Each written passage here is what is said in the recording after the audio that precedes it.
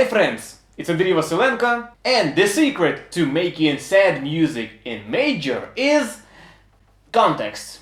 3 types of it. But before explaining that, let's check out the best examples I found. Enjoy listening and see you in a few minutes.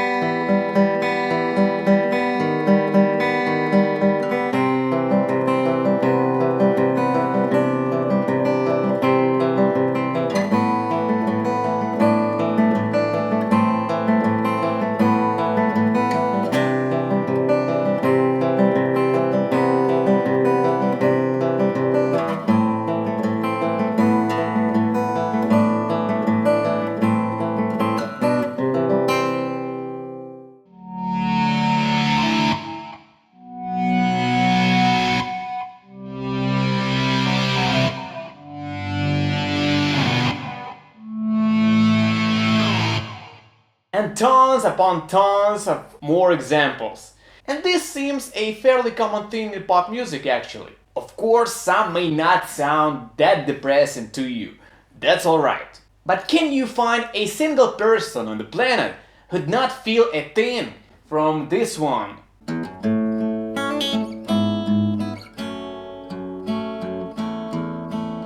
In my opinion, Tears in Heaven by Eric Clapton is the purest song ever written, even stripped down to just the bare lick, without knowing the lyrics, the story behind it, even the name. It's still able to make you sob. That's the power of music. And a proof that major chords are happy by default is bullshit. Sort of. Partially. It depends. Let me explain. A couple of years ago, a friend of mine, Jake Litzio, made a video about writing sad songs with major chords. His main point is include the medium chord and simply stuff more major chords into your progression. I would combine all of that under inner context. Well, that's a good starting point. Check out the full video on his channel, but I want to expand on the topic anyway. And please don't start with those comments like there is parallel tonalities, E minor and G major are the same. No, they are not the same. They are, but they not. I don't know why, but this kind of comment pisses me off. Shut the f up and go write a song. And welcome to my channel. You'll get used to my way of teaching. Most of the examples I showed to you are not built around the medium chord, and some are full of minor chords. But where did it all begin? Why do we think of major as something happy and bright? I see two possible reasons. It objectively is happy and bright, or we are adjusted to thinking it's happy and bright.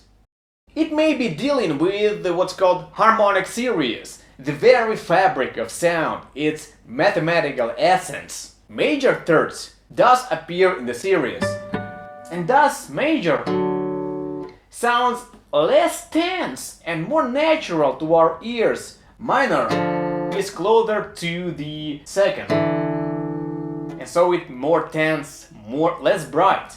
Well, the happiness of major may have been embedded in our minds. Western music is surrounding us. Almost all music you hear on a daily basis is based on the European harmony. Lullabies, the first music that touches your ears, they are by default in major key. And by the way, those songs might make good lullabies. Just don't sing carbon monoxide and you'll be fine. But the use of major goes far beyond kids' songs. For instance, the majority of national anthems, marches, and other kinds of spirit-lifting music are written in, you guessed it, major. So again, we might have been trained to feel that way towards it. And those raised on, say, Japanese or Turkish music, they may not.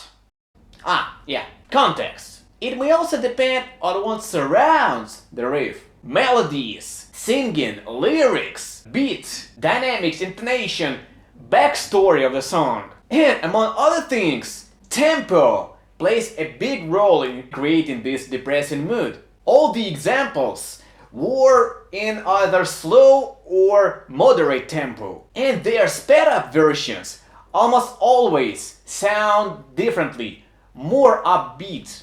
And similar happens when sad arpeggios turn into strumming. And now you may forget all the bullcrap I've told you. Here's the most universal way to turn any tune into one you'll be crying from. 3 words: nostalgia, memories, associations, throwback.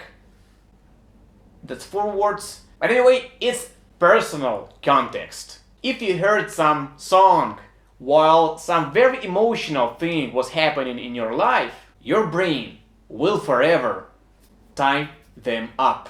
Be it sad times such as breaking up, farewells, or loved ones passing, or something happy.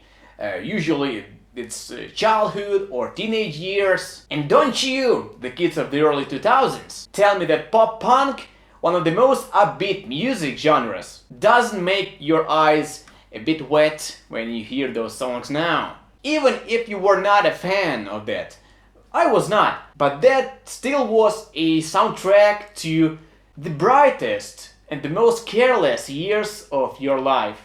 And also it may depend on local hits. For instance, this one in G major may be nothing to you, my American friend.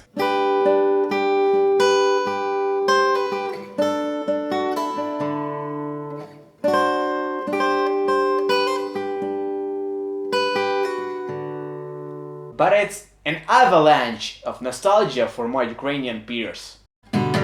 Alright, how to make use of it if you are writing your own songs? Well, learn theory, that's fun.